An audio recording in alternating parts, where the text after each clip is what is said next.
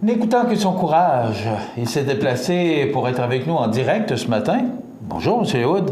Bon matin, oui, je suis un homme courageux, M. Beauvillier. Oui. Oui, avec les occupations que vous avez, M. Hood, de vous avoir en direct ce matin, c'est un effort. Non. Non, ça va? Ne jugeons pas. Ça va bien, ça Oui. va très, très bien. Et comme dirait l'expression, M. Hood, vous l'avez la fraise ce matin? Et la belle petite fraise. Hein? Ah, fais pas la passer, celle-là. Vous allez nous parler, naturellement, de la fraise. Brièvement. Avant, je vous ai posé la question hors d'onde, mais je vais vous la poser en onde. On va la poser après. Oui. Oui. Dites-moi, est-ce que un printemps pluvieux, froid et tout ce que vous voulez, je vois que ce que vous nous avez apporté ce matin, elles sont très belles, mais est-ce que pas la collecte, la Cueillette, voilà, merci, est bonne cette année? La seule Ou chose, sera bonne? elle va être très bonne. La seule chose que je pourrais vous dire, c'est que ça a décalé de quelques jours les productions. Donc, on a démarré il y a une semaine et demie avec les fraises du Québec de la région de l'Ouest, de la région de Montréal. Et on s'en vient tranquillement. Donc, présentement, on vous offre des délicieuses fraises de l'île d'Orléans. Et dans quelques jours, on va se rapprocher encore de notre magasin Coop IGA Extra. Donc, on va parler des potagers Brie, Fraisières Saint-Michel, Perrault Saint-Michel. Donc, on est à quelques jours de recevoir des délicieuses fraises cueillies autour de notre magasin, si j'oserais dire. Oui, effectivement. Vous nous parlez de la fraise ce matin? Oui, on va parler de la fraise. D'où ça arrive, ça, ces fraises-là? Bien, de votre supermarché, bien sûr, mais elle est un fruit qui est consommé depuis plus de 10 000 ans. Ça fait quand même extrêmement longtemps et ça fait un peu plus de 5 000 ans qu'on cultive la fraise. Donc, 10 000 ans? 10 000 ans. Oui. Donc, c'est sûr qu'à la base, c'est un petit fruit sauvage.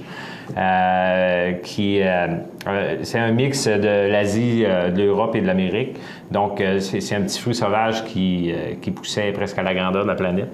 Donc, il y a 10 000 ans, on le consommait sans vraiment savoir qu'est-ce qu'on consommait, où il n'y avait pas de nom. Et ce qui est vraiment étrange, c'est que son nom vient d'un espion français qui s'appelait un certain Monsieur Fraisier.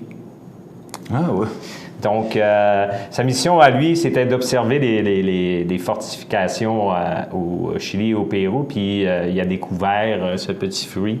Puis il avait même remarqué qu'on en cultivait et consommait toutes sortes de façons, séché, frais, transformé en alcool. Donc c'est un monsieur Fraisier qui a donné le nom au fraisier et d'où est arrivé le nom de la fraise. Voilà. Petite histoire de la fraise. On va apprendre ça ce matin, M. Alors, Fraisier. pourquoi on mangerait des fraises, M. Montminy? Parce que, c'est bon. Hein? Oui, puis probablement ce que ça contient aussi comme... Oui, c'est un excellent antioxydant. Donc, on parle de pouvoir antioxydant très élevé. Puis, principalement, la principale composante de la fraise, on va parler de la flavonoïde. Donc, c'est ce qui lui donne sa couleur et ses principes d'antioxydants. Donc, on a parlé souvent dans nos chroniques d'antioxydants. Donc, c'est un peu les guerriers de notre corps qui chassent les mauvais... je dirais pas les mauvais esprits, là, mais les mauvais éléments qui s'accumulent dans notre sang et dans notre corps. Donc, la fraise fait partie de ces magnifiques petits fruits délicieux à la base qui sont extrêmement puissants en antioxydants. Donc, l'antioxydant, on parle de préservation des cancers et on parle d'antivirus. Donc, plus on va manger d'antioxydants, meilleur notre corps va être protégé contre des maladies cardiovasculaires. Un petit fait important à noter, lorsqu'on cuit une fraise, on perd entre 15 et 20 de ses capacités d'antioxydants. Donc, si on se fait des bonnes confitures, est-ce qu'il reste des antioxydants? Ben oui, il en reste, mais on en a perdu environ 20 Donc, ça demeure quand même un fruit qui est excellent, pareil. Donc, il va conserver quand même passablement d'antioxydants, même après la cuisson, mais c'est quand même quelque chose qui est bon à savoir. La fraise, comment est-ce qu'on apprête ça, une fraise? À toutes les sauces, hein? C'est un peu ce qu'on peut dire. Il y a quelque chose qui est vraiment fascinant, puis je l'ai essayé à quelques reprises, c'est la menthe. Donc, de couper des petites fraises en petits cubes, de couper de la menthe fraîche en petites lanières et de faire une espèce de tartare de fraises à l'amande. Et c'est un pur délice. Fraises et menthe seulement, pas besoin de sucre, elles sont sucrées naturellement. Et c'est extrêmement rafraîchissant. Oui, c'est ça, je partais pour vous dire, c'est qu'ils sont déjà sucrés naturellement. Oui, il n'y a pas besoin de rajouter. Non, puis il faut se rappeler que c'est des bons sucres parce qu'il y a deux sortes de sucres. Il y a les sucres transformés, les sucres naturels, donc c'est des bons sucres. 7 fraises moyennes, donc si je mange 7 fraises à peu près de ce format-là, on parle de 29 calories. Donc 7 fraises, ça commence à faire une belle petite collation. Une belle petite collation. 29 calories? Si j'en prends 7. Ah, OK. Pas une, 7. OK. J'avais compris une, ça peut dire. Donc, on parle peut-être de 3 ou 4 calories par fraise. Par fraise, OK. On dit une fraise moyenne, donc ce que j'ai, c'est une fraise moyenne. Donc, si on mange un petit plat de fraises, imaginez-vous si vous rajoutez un peu de sucre.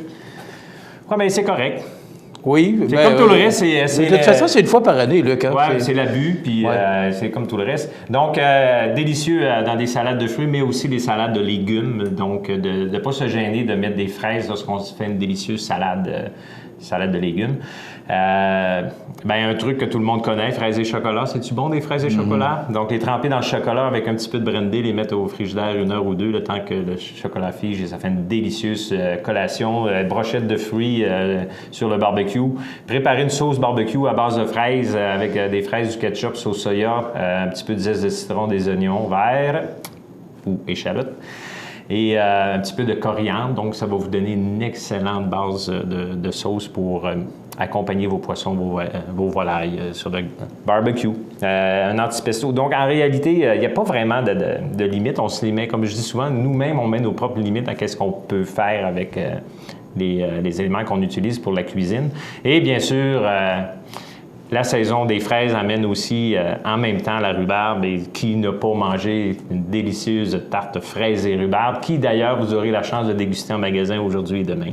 La rhubarbe? Fraises et rhubarbe. Oui. Oui, on a des délicieuses tartes fraises et rhubarbe à vous faire déguster. C'est la saison des fraises, c'est la saison de la rhubarbe et c'est un mariage exceptionnel dans cette saison de l'année. Si on parle de conservation, réfrigérateur 2 à 3 jours maximum, c'est important de ne pas les rincer avant de les consommer. Donc, si j'achète 2-3 paniers de fraises, bien, je les mets au frigo et juste avant la consommation, si on désire, on les rince, mais on les rince toujours avec la queue pour pas qu'elles s'engorgent d'eau. Donc, un coup qu'elles sont rincées, on enlève la queue ou on les queue. Et au congélateur, bien, c'est le même principe. On lave dans l'eau glacée, on enlève la queue, on étend ça sur une tôle. On fait geler ça rapidement, puis dès que c'est congelé, on met ça dans des sacs de congélation. Puis, si on veut se gâter, peut-être avant la congélation, saupoudrer un petit peu de sucre. Donc, et lorsqu'on décongèle, c'est de consommer rapidement. Donc, voilà, on est en pleine saison. Oui.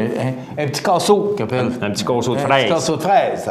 Alors, votre magasin Coop IGA de Montmagny, Saint-Jean-Baptiste? Oui! Quelle belle fête festive. Oui. Donnez-moi mes fraises.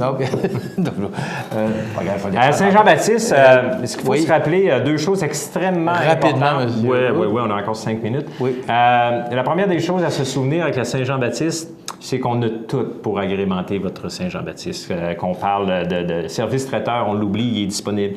Les bières, vins, alcool malt, fruits et légumes, viande, barbecue, poisson. Vous connaissez votre épicerie. On est prêt à vous recevoir en grand pour la Saint-Jean-Baptiste. Heure d'ouverture de la Saint-Jean-Baptiste, c'est ça que vous voulez savoir, M. Montmagny et tout le monde. Donc, demain, le 23, c'est nos heures d'ouverture régulières de 7h à 21h. Aujourd'hui, le 23, parce que cette émission sera probablement présentée vendredi aussi. Donc, on est fermé. Vendredi, les heures d'ouverture? Vendredi, le 23. Oui. On est ouvert de 7h le matin à 21h, c'est nos heures régulières. OK. Samedi, le 24, c'est congé. Fermé, votre magasin Coop est fermé samedi le 24 juin. Et dimanche le 25 juin, bien, on ouvre à nos heures régulières à 7h le matin jusqu'à 21h. Bonne Saint-Jean-Baptiste, M. Hood. Vous de même. Merci d'avoir été avec nous. Luc Hood, directeur général. Et n'oubliez pas, un petit casseau de fraises. De l'île d'Orléans. Alors, bonne Saint-Jean-Baptiste. Merci. Ça fait plaisir.